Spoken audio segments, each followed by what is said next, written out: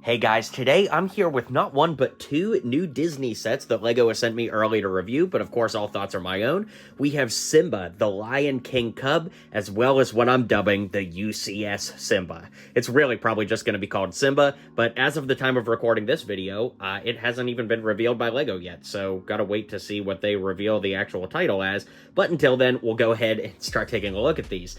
Now, the Simba the Lion Cub and UCS Simba are both coming out on June 1st. The little one is going to be $20, which, it's actually a pretty decent price for what we get. And then the big Simba is rumored to be $130. The small one has 222 pieces, and the big one has 1,445 pieces. Now, in the instructions for the big one, it mentions that these were designed side by side by the same designer, with the idea that, a big lion could build this with his cub or her cub.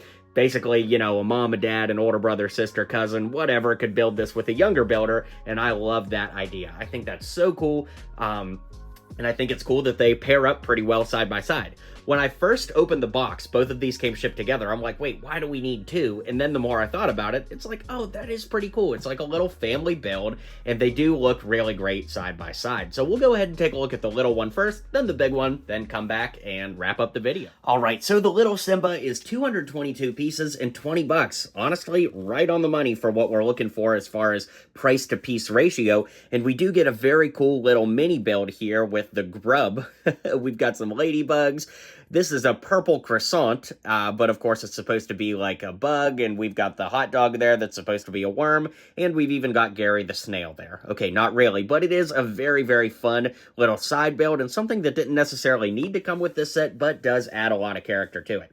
Now, I have to say, this set, in my opinion, only looks good from certain angles. So, he's obviously in a sitting pose right here, and all around, I think that this is a really nice looking model from this angle, but when we make him stand on all fours and put his head straight forward, his neck is really, really thin right there. And I don't know that there's a way to actually solve that with currently existing LEGO pieces. And the more I look at it, the less it bothers me per se, but that gap right there is a lot more bothersome when his head is completely straight forward versus looking down is okay, looking up is okay, and even looking to the side is all right. It's just when you look at it from certain angles that the neck feels very pencilish.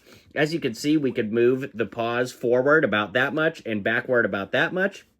Then the back legs actually almost rotate 360 if it weren't for the feet, which is cool. And then, of course, you could move all that as you might expect. We get no stickers in this, so the ears and eyes are all printed pieces, which are really nice.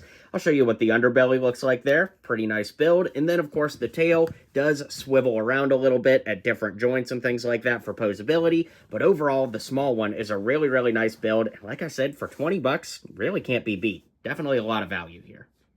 Now, of course, that brings us to the big Simba, and I wish I could tell you guys that it did more, but it really isn't very posable. I mean, sure, you can move the tail a little bit right here, but you can't actually, move it anywhere else. It's just right here, and then you could kind of move the brown part of the tail. And then the only other thing it really does is the head swivels from side to side. It just swivels from side to side, though. It doesn't, move up and down or anything, and the mouth doesn't close either. Now, it does kind of seem like this set doesn't do very much, and that would be accurate, but the build is a lot of fun. It is very repetitive because, you're building one leg, then the other, and the middle section has a lot of interesting stuff, but in building the head, there's a lot of cool stuff going on there to get all these contoured angles and to get the eyes to set inside the head.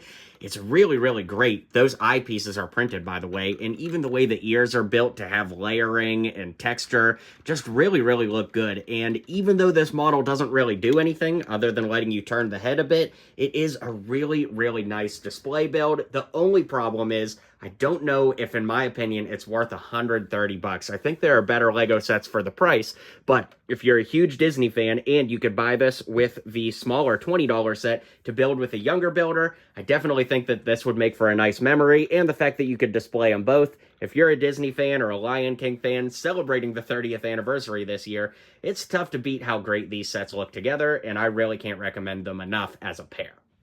Alright guys, let me know what you think of these two sets. Needless to say, I think you get a lot more value with the little one, but the big one does display super well, and I really like it as well. I just wish it did more. But regardless, thanks again to LEGO for sending these my way to review. Let me know which of these you plan on picking up. Maybe both, maybe one, maybe neither. I'd love to hear what you guys think, so drop a comment and let me know, and I'll see you guys on the next video.